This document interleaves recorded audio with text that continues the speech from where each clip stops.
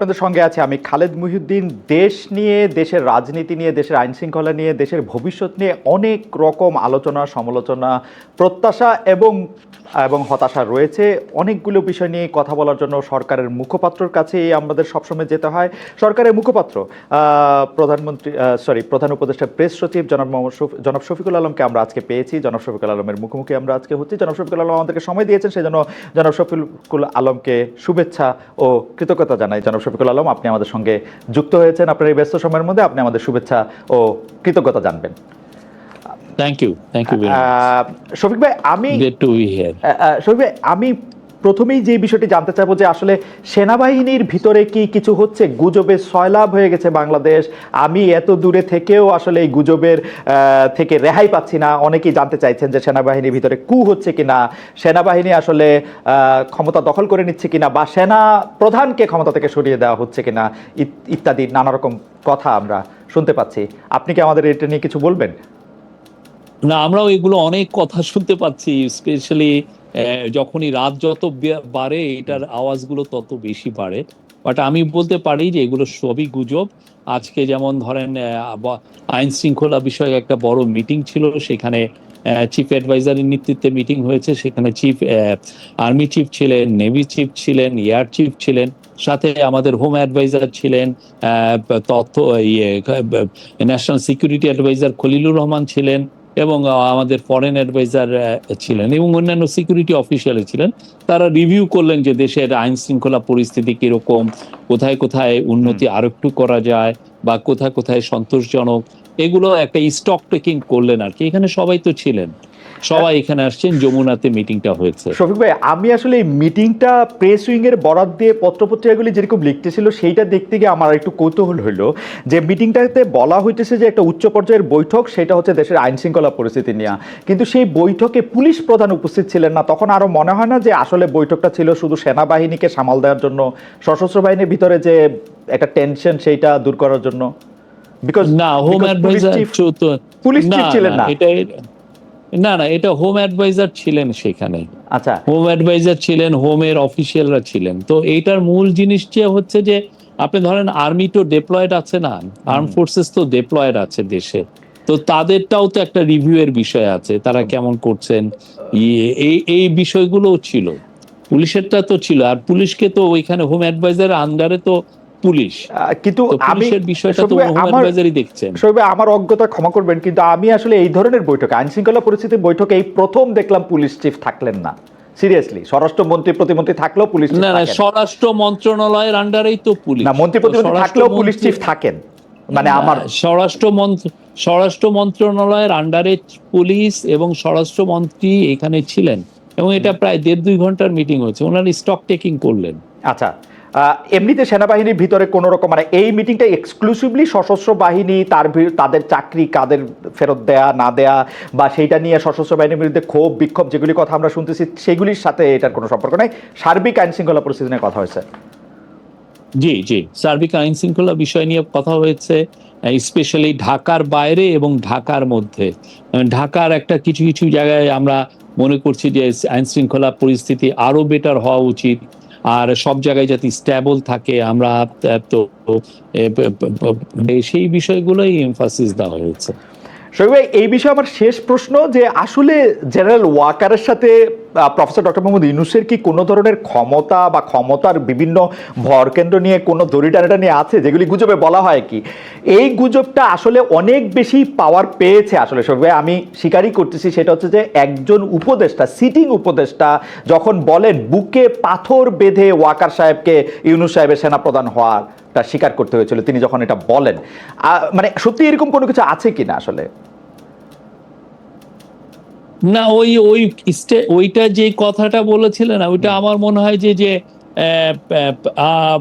ওই আমরা যখন একটা দুইটা ঘটনা পরিপ্রেক্ষিতে, মানে জাস্ট ইন্টারিম গভর্নমেন্ট ফরমেশন হচ্ছে ইয়েতে, বাট আমার মনে হয় যে জেনারেল ওয়াকার বা এরকে নিয়ে যে এই ধরনের গুজব, এটা পিওর গুজব। এখন এই গুজবগুলো কারা ছড়িয়ে মজা পাচ্ছেন, বা এক ধরনের, আমি তো মনে করি যে এই গুজবগুলো ছড়িয়ে একটা দেশে একটা ইনস্টেবিলিটি ক্রিয়েট করার একটা চেষ্টা হচ্ছে। প্রফেসর ইউনূসের সাথে জেনারেল ওয়াকারের খুব ভালো সম্পর্ক। প্রতি মাসে 1-2 বার উনি আসেন, এসে কথা হয়। আমাদের সারু মাঝে মধ্যে এফডিতে যান, 1-2 বার গিয়েছেনও। তো সেখানে তো প্রতিনিয়ত তো কথাবার্তা হচ্ছে। এই বিষয়টা মানে দূরত্বটা কি হলো এটা সত্যি করতে আমার বোধগম্য, এবং ওই অনুযায়ী কিন্তু ছবিও আমরা দেই, যে এই ছবি আমরা রিলিজ করি।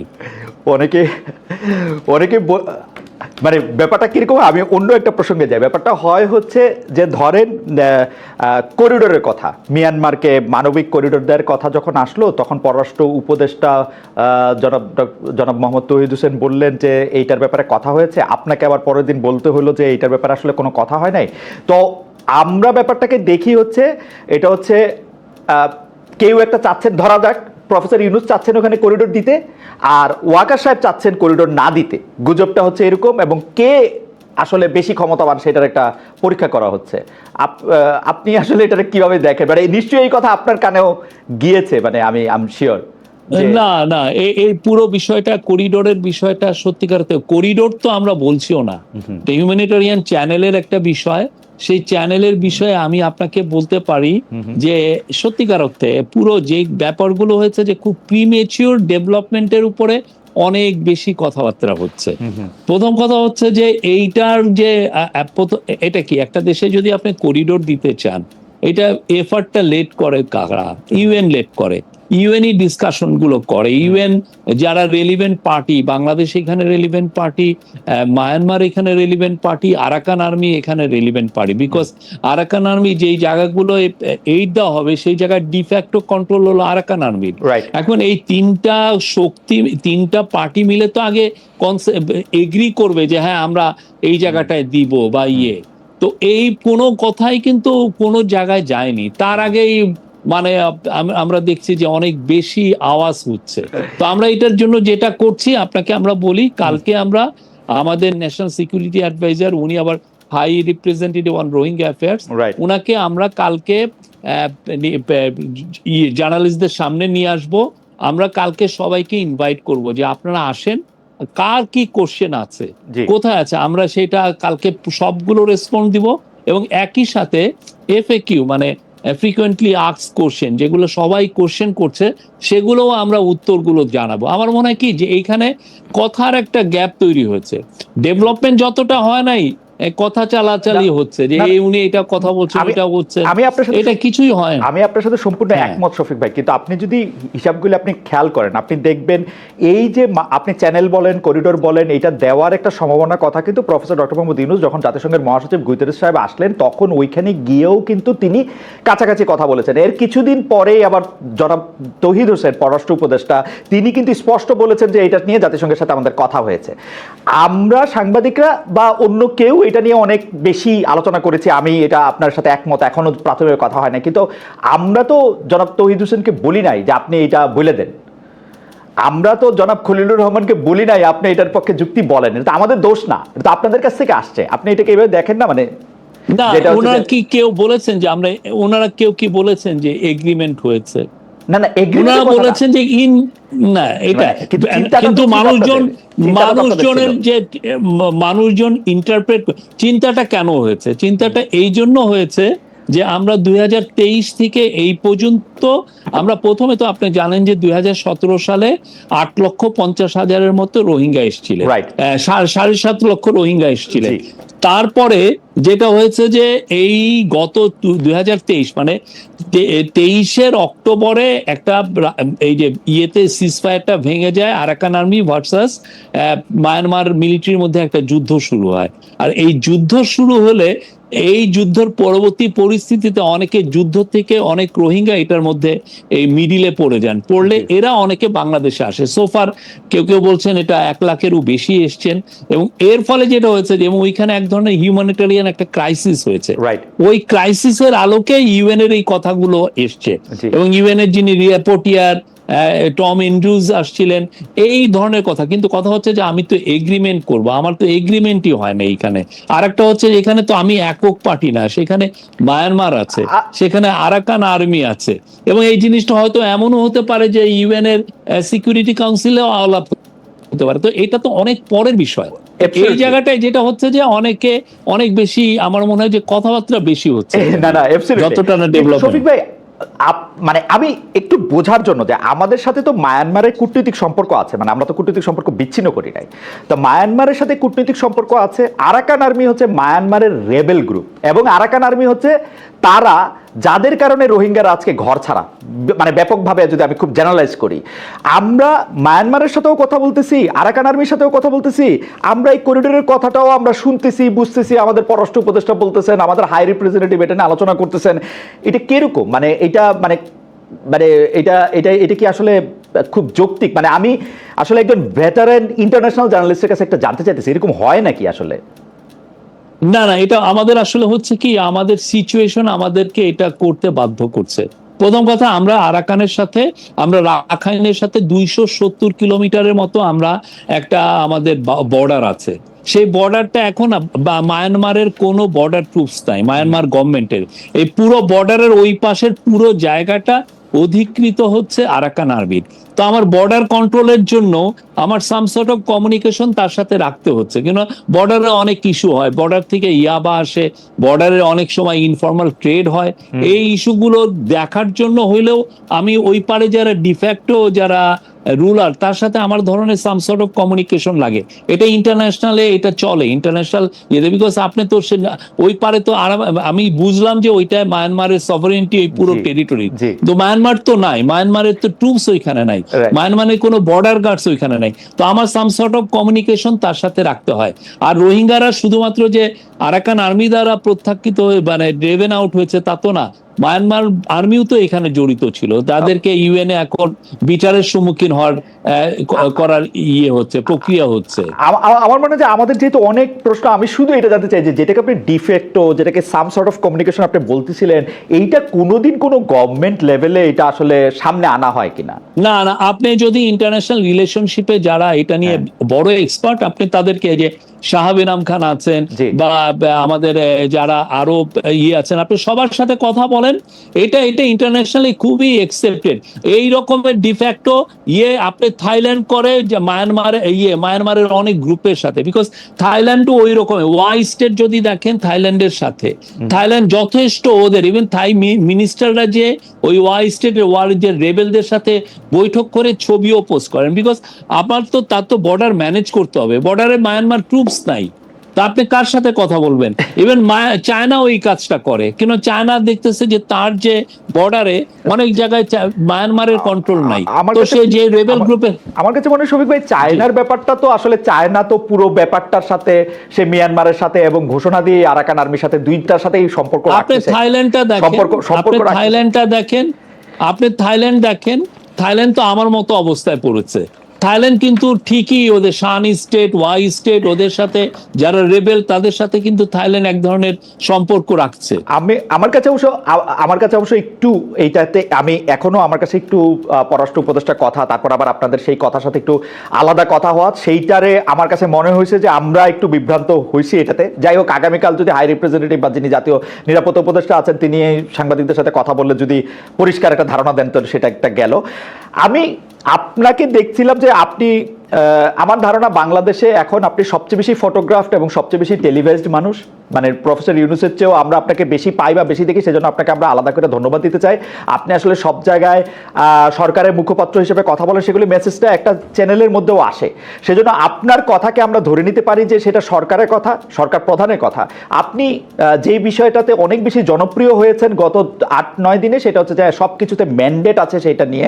কিন্তু আমার আন্ডারস্ট্যান্ডিং হচ্ছে যে আমি যাদের সাথে কথা বলেছি, আইন কানুন বা যারা একটু রাষ্ট্রের সংবিধান খোঁজ খবর রাখে, তারা আমাকে বলেছেন যে গণ অভ্যুত্থানের মাধ্যমে যান, অথবা আপিল বিভাগের অ্যাডভাইজারি ওপিনিয়নের মাধ্যমে যান, অথবা আপনি নির্বাচিত হয়ে যান, প্রত্যেকটা ম্যান্ডেটের একটা সীমানা বা সীমাবদ্ধতা আছে।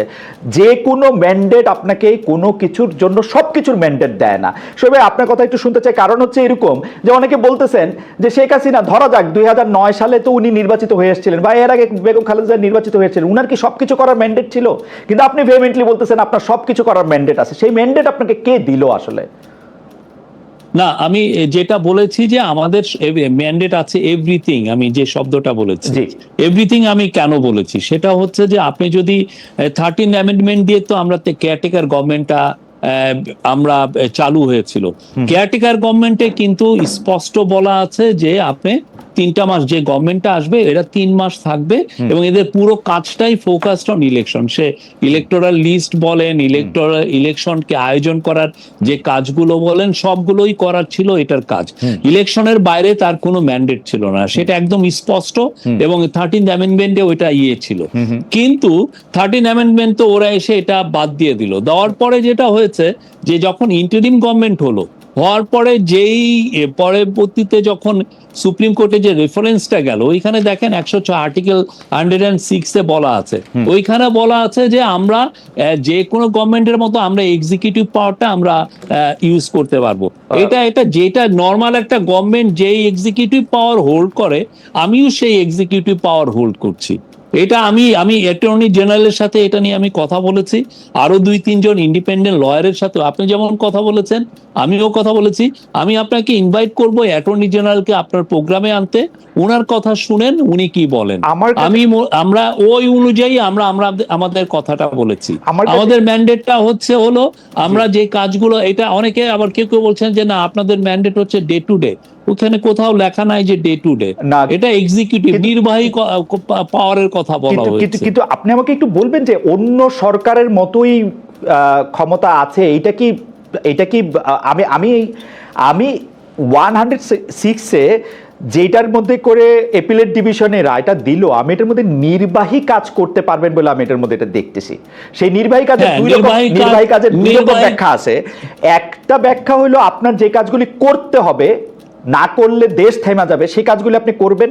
আরেকটা ব্যাখ্যা হলো যে আপনার জরুরি প্রয়োজনে যদি আপনার কোনো কিছু করতে হয় তাহলে আপনি এটা করতে পারবেন। আপনাকে এই ক্ষমতা দেয়া আছে যে আপনি এখন পলিসি বানাইতে পারবেন, কিন্তু সেটা অ্যাবসলিউটলি যখন আপনার প্রয়োজন হবে তখন। আপনার রিডিং, আর আপনি নিজেও লয়ার স্টুডেন্ট। না, আমি জার্নালিজমের স্টুডেন্ট ভাই, আমি জার্নালিজমের স্টুডেন্ট ভাই। যাক, বাট আমি যেটা জানি আমাদের রিডিং হচ্ছে নির্বাহী মানে হচ্ছে আপনি আমার একটা গভর্নমেন্টে যে কাজগুলো করে সেই পুরো কাজগুলো এটার মধ্যে পড়ে। আমি বললাম তো আপনি 2জন লয়ারকে আনেন, এনে জিজ্ঞেস করেন। আমরা এই জায়গায় আমাদের রিডিং স্পষ্ট। আচ্ছা, আমি একটু জার্নালিজমের জায়গা থেকে কথা বলি শরীফ ভাই। আমাদের যে সংবিধান, আপনারা সংবিধানের অধীনে শপথ নিয়েছেন, সুতরাং আপনারা নিজেদেরকে বিপ্লবী সরকার বা অভ্যুত্থানের সরকার বলতে পারবেন না। আপনারা সাংবিধানিক সরকার কিন্তু, এবং সেইটা 106-এ আপনাদেরকে আসলে এন্ডোর্সও করা হয়েছে এজ সাংবিধানিক সরকার। এখন যে সংবিধানটা আছে সেই সংবিধান আপনাদের মানতে হবে, এর বাইরে যাওয়ার আপনাদের উপায় নাই। আপনারা বিপ্লবী সরকার না, আপনারা সাংবিধানিক সরকার। সাংবিধানিক সরকার হইলে সেই সরকারের এই সংবিধানটার কোর এসেন্স হচ্ছে আপনাকে জনগণের রিপ্রেজেন্টেটিভ গভর্নমেন্ট হইতে হবে। যতক্ষণ পর্যন্ত আপনি রিপ্রেজেন্টেটিভ গভর্নমেন্ট না, ততক্ষণ পর্যন্ত আপনার ক্ষমতা হচ্ছে লিমিটেড। এটা আপনি মাহমুদুল ইসলাম সাহেবের আপনি আপনার জায়গাটা দিয়ে আপনি এক্সপ্লেন করছেন, আপনি আপনার রিডিংটা বলছেন। আমার রিডিং বলে যে এই government is like any other government, but এটার ম্যান্ডেটটা এসছে একটা অভ্যুত্থান থেকে, গণ অভ্যুত্থান থেকে এই গভর্নমেন্ট এটা করা হয়েছে। আমরা সেইভাবে রিডিং করি। এবং আপনার যদি মনে হয় যে না আমি আমার কথার মধ্যে কোনো ব্যত্যয় আপনি খুঁজেন, আমি বলবো যে টপ লয়ার আছে বা অনেক বড় কনস্টিটিউশন এক্সপার্ট আছে, তাদের সাথে কথা বলতে পারেন। ওকে, গণ অভ্যুত্থানের ম্যান্ডেটের কথা আপনি যেটা বলতেছেন, সেই ম্যান্ডেটও যদি আপনার থাকে, সিস্টেমটা হচ্ছে একটা সরকার মানে তো হচ্ছে একটা গোষ্ঠী যারা আসলে দেশটা চালাইতেছে, তাদের তো কারো না কারোর সাথে এটা নিয়ে কথা বলতে হয়। যেমন আপনারা আসলে সংস্কার করার জন্য সংস্কার কমিশন করছেন 6টা-7টা, কিন্তু খুবই ইন্টারেস্টিংলি করিডোর বা চট্টগ্রাম বন্দরের ব্যাপারে আপনার কারোর সাথে আলোচনা করতেছেন না। প্রশ্ন করলে আমরা উত্তর পাইতেছি যে এইটা আমরা করব হচ্ছে নির্বাহী দায়িত্ব। এটা আমাদের এক্সিকিউটিভ পাওয়ারের মধ্যে পড়ে এই কাজগুলো। আপনি যদি ধরেন 1 লক্ষ রোহিঙ্গা এখানে এসে পড়ে, আমাদের তো এটা নিয়ে তো আমাদের ভাবতে হবে। এটা না তো আমার এটা একটা আমার মেজর একটা কাজ, এটা আমার মেজর হেডেক। আমরা এসে যেটা পেলাম যে 7টা বছর রোহিঙ্গা ক্রাইসিসটা আছে, কিন্তু কোথাও কোনো হচ্ছে, এটা একটা ফরগটেন ক্রাইসিস হয়ে গেছে। এই জায়গাটা নিয়ে কেউ ভাবছেও না। তো আমার এটা ভাবতে হবে না? প্রফেসর ইউনূস প্রথমে এসে সেপ্টেম্বরে ইউএনএ যে বললেন, এবং উনার কথার পরিপ্রেক্ষিতে একটা ইউএন একটা অ্যাডপশন করলো একটা যে, এবং ওইটার আলোকে এখন 170টা দেশ এই রোহিঙ্গা ক্রাইসিস নিয়ে আলাপ করবে। এই ক্রাইসিস হলে উনি কি এই আলাপটা করবেন না? উনি কি এই ইয়েটা দেখবেন না? ঠিকই তেমনি আমাদের বড় একটা হচ্ছে যে সংস্কার, ইকোনমিক সংস্কারের মূল কাজটা হচ্ছে চিটাগাং পোর্ট। আমি আবারও বলছি, চিটাগাং পোর্টের সংস্কার ছাড়া, চিটাগাং পোর্টকে এফিসিয়েন্সি আনা ছাড়া আপনি বাংলাদেশে জব তৈরি করাটা খুব ডিফিকাল্ট। আমি এটা আবারও বলছি, কিছুদিন আগে এই কথাটা আমি বারবার বলেছি। শফিক ভাই, আপনি কি মনে করেন যে এটা একটা এক্সিকিউটিভ কাজ, এটা একটা পলিসি ডিসিশন না? অবশ্যই, এটা অবশ্যই, এটা আমি মনে করি এটা পলিসি, নতুন পলিসি না। এটা একটা গভর্নমেন্টের এটা এর কাজ। আমরা এসে করেছি না, আমরা সাই পাওয়ার টেক তো এই যে 3 মাস তার কাজ আমরা এক্সটেন্ড করেছি না, আমরা এটা আমাদের এক্সিকিউটিভ কাজের মধ্যে আমরা মনে করি এইটা তো একটা কি ক্রুশিয়াল একটা কাজ, সেই কাজগুলো আমরা করছি। এবং আপনি মনে করেন, আর একটা অনেকে বলছেন যে আমরা চিটাগাং পোর্টটাকে হ্যান্ড ওভার করে দিচ্ছি কাউকে, তা না। চিটাগাং পোর্ট চিটাগাং গভর্নমেন্টের কন্ট্রোলে আছে, তার টার্মিনাল ম্যানেজমেন্টের জন্য আমরা বিদেশি বড় কোম্পানির সাথে কথা বলছি। এবং আপনারা মনে করতেছেন যে নতুন কোন সরকার আসলে এই কাজটা তারা না করে আপনাদেরই করতে হবে, এইটার কি এইরকম একটা ইমিডিয়েসি আছে যে এক্ষুনি দিতে হবে? না, আমাদের কাজের ইমিডিয়েসিটা হচ্ছে যে আমি ইকোনমিক সংস্কার করে আমার প্রচুর জব তৈরি করা। আমার প্রতি বছর 22 লক্ষ ছেলে আমাদের জব মার্কেটে আসছে, কিন্তু আমি জব তৈরি করতে পারছি না। আর আমার জবটা তৈরি করতে হবে ইন্ডাস্ট্রিয়াল স্কেলে, জব তৈরি করতে হবে। তো সেটা করার জন্য আমার সত্যিকার অর্থে চিটাগাং পোর্টের কে আমি বাইপাস করে জব তৈরি আমি করতে পারবো না। সেই জায়গাটা আমার ওই কাজটা আমার হাত দিতেই হচ্ছে। বিদেশিদের দিয়ে এটা পরিচালনা করতে গেলে বাংলাদেশিদের জন্য জব তৈরি কিভাবে হবে সেটা নিশ্চয়ই আপনারা ভেবেছেন, একটু ছোট করে কি বলবেন? অবশ্যই, কিরকম করে? অবশ্যই এটা এই জন্য আমরা প্রফেসর ইউনূস অনেকগুলো বিদেশি যারা বাংলাদেশের থেকে তারা গার্মেন্ট বানিয়ে নিয়ে যায়, তারা বারবার আমাদেরকে বলেছে যে চিটাগাং পোর্টের এফিসিয়েন্সি লেভেল খুবই লো, ফলে তারা যেটা হচ্ছে যেগুলো হাই ফ্যাশন আইটেম সেগুলো বাংলাদেশে করাতে চায় না, ওরা খুবই low fashion T shirt, pant shirt এগুলো করে। এবং আমরা এখন $50 বিলিয়ন মতো এক্সপোর্ট করি। এটাকে যদি আমি 100 বিলিয়নে নিতে চাই, 100 বিলিয়ন নিতে গেলে আমার মিলিয়নস অফ জব তৈরি হবে। এবং এইটার জন্য চায়না থেকে অনেক ফরেন ইনভেস্টর এখন বাংলাদেশে আসতে চাচ্ছেন, তারা লেবার ইন্টেন্সিভ ফ্যাক্টরিতে ইনভেস্ট করতে চান। কিন্তু যখনই ওনার শুনেন যে চিটাগাং পোর্ট এটা ওই সক্ষম না বা ওইটা হ্যান্ডেল করার মতো ক্যাপাসিটি নাই, তখন তারা ব্যাক অফ করেন। তো আমার ভাইটাল জায়গাটা হচ্ছে চিটাগাং, বিকজ আপনি যেই মালটা করবেন সেটা তো আপনার বিদেশে নিতে হবে। একটু করে বলি, $50 বিলিয়ন এক্সপোর্ট বাংলাদেশে 40 বছর অর্জন করছে, এখনো 46, 47, 48। 50 বিলিয়নের পরে আপনি আরো যখন 50 বিলিয়নের কথা বলবেন, এটাতে অবশ্যই প্রায় দ্বিগুণ জব ক্রিয়েট হবে। আমি শুধু জানতে চাই যে $50 বিলিয়ন যে এখন এক্সপোর্ট করা হয়, তার কিছু বড় অংশ চিটাগাং সমুদ্র বন্দর দিয়ে, কিছু হচ্ছে বিমানে করে যায়, কিছু অন্য বন্দর দিয়ে যায়, কিছু স্থল বন্দর দিয়ে যায়। না, 98% যায় চিটাগাং পোর্ট। আমি 98% ধরে নিলাম যে যায়। আপনি কি আমাকে বলতে পারেন যে বিদেশিরা করলে এর লিড টাইম কমবে, যেটা হাই ফ্যাশন যেটা অবশ্যই, সেটা কি গার্মেন্টস ফ্যাক্টরি ওনারদের সাথে কথা হয়েছে এই ব্যাপারটা নিয়ে, তারা লিড টাইম কমাতে পারবে? আমরা তো বললাম তো, আমরা অবশ্যই লিড টাইম অনেক কমবে, লিড টাইম কমবে। বাংলাদেশের যারা বাংলাদেশের জন্য জব তৈরি হবে, সব লেভেলে জব তৈরি হবে।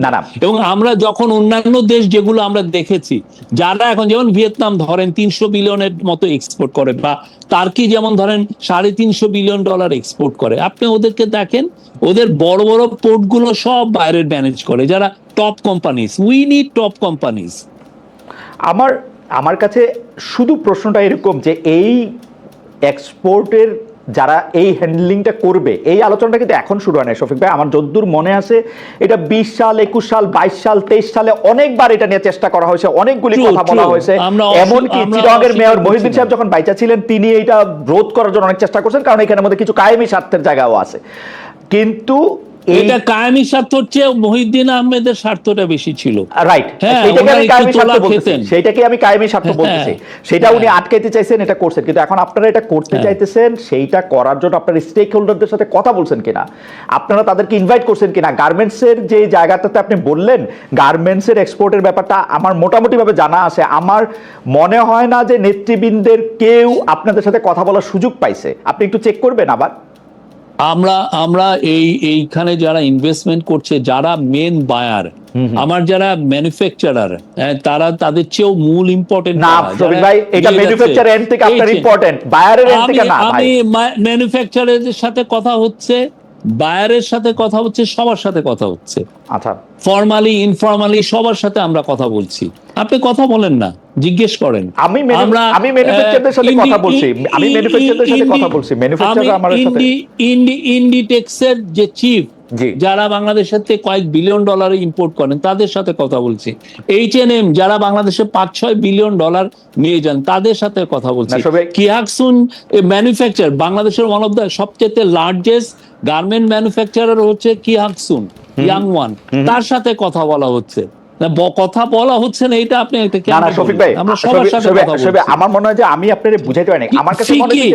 আমার কাছে মনে হয়েছে যে আপনি অবশ্যই কথা বলছেন, কিন্তু আপনি কথা বলছেন হচ্ছে যারা আমাদের থেকে কিনে তাদের সাইডটা থেকে, আমাদের এখানে যারা তৈরি করে, যারা ম্যানুফ্যাকচার করে, তাদের কাছে অর্ডারটা প্লেস করে কারা, অর্ডারটা প্লেস করে কারা, এটা মেন। তো আপনি অর্ডারটা তো আমি ম্যানুফ্যাকচার তো আমি পেয়ে যাচ্ছি না, অর্ডারটা কেউ না কেউ তো প্লেস করছে। যারা ব্যবসা করে তারা তো সবচেয়ে ভালো জানে, তাদের জন্য এটা কি তাদের দাবি ছিল? তারা তো সবচেয়ে ভালো জানে ভাই। তারা মোস্ট ওয়েলকাম করছে, আপনি কথা বলেন, তারা মোস্ট ওয়েলকাম করছে। সেইটা তো বোধহয় ক্ষমতায় যে থাকে তাকে ওয়েলকাম করে ব্যবসায়ীরা, এটা মনে হয় আমরা দেখি। না, এটা তারা কি চায় না তাদের এখানে এফিশিয়েন্ট হোক, তার ইয়েতে কন্টেনারটা পড়ে থাকুক 3 দিন, কে চায়? ওকে, ঠিক আছে, এটা আপনি ব্যাখ্যা করেছেন। আমাদের এই বিষয়ে যে আপনারা যে সব ডিসিশন নিচ্ছেন, আপনি বলছেন যে এভরিথিং বলতে অন্য একটা সরকার যা করতে পারে তাই আপনারা করতে পারেন। অন্য একটা সরকারকে কোনো একটু কিছু করতে হলে অবশ্যই পার্লামেন্টে এটা আলোচনা করতে হয়। মুখে দেখাই করুক আর যাই করুক, 15 বছরে শেখ হাসিনা শাসন দেখতে দেখতে আমাদের কাছে মনে হচ্ছে সব শেখ হাসিনা করে, কিন্তু আপনি দেখবেন প্রত্যেকটাই পার্লামেন্টের মধ্যে থেকে কিন্তু সিদ্ধান্ত নেওয়া, পলিসির ক্ষেত্রে আলোচনা করা, ছোট ছোট গ্রুপের মধ্যে থেকে এটা করা। এইটা আপনারা করতেছেন কিনা সেটা যদি একটু বলেন।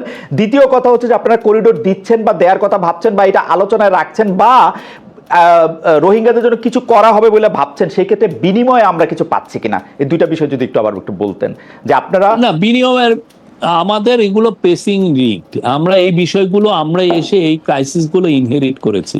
আমার ইকোনমিতে জব তৈরি হচ্ছে না, এটা একটা বড় ক্রাইসিস আমার জন্য।